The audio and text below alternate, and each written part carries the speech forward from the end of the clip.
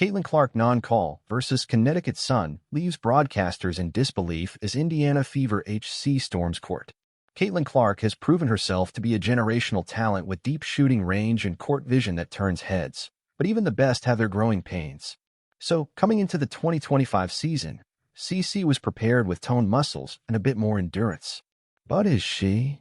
Not really, as nothing could have prepared CC to endure the kind of physicality the Connecticut Sun threw at her in their latest matchup after being eliminated from the Commissioner's Cup. It all came to a head in the second quarter of the game as tensions began to rise when Caitlin Clark, frustrated with the physical defense of her familiar Big Ten foe, J.C. Sheldon, gave her a light shove after an intense play. Then the two players exchanged words, and it seemed like just another heat-of-the-moment exchange between former college rivals until things escalated. By the third quarter, the physicality reached a boiling point. As Clark tried to make a pass, Sheldon poked her in the eye, a move that sent Clark reeling back, grabbing her face. What followed was chaos as Clark turned and shoved Sheldon, who responded in kind. But before things could calm down, Sun setter Tina Charles stepped in to separate them, but not before Marina Mabrey barreled into the fray, chest-bumping Clark hard enough to send her crashing to the floor. And then the refs huddled for an extended review while the crowd roared in protest. The result?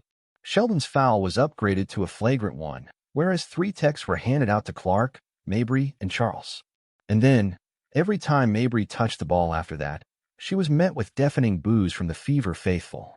But if you think it's just Fever fans being loyal to CC, you might be wrong. Throughout the incident, what really stood out was head coach Stephanie White having CC's back. Just consider that when Mabrey shoved Clark to the ground, it was White who stormed onto the court, not just to break things up, but to protect her superstar sensation.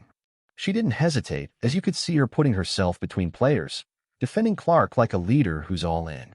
Moments later, as things settled down, Clark was spotted on the bench sipping water and even cracking a small smile, that too after being calmed by her coach's steady presence.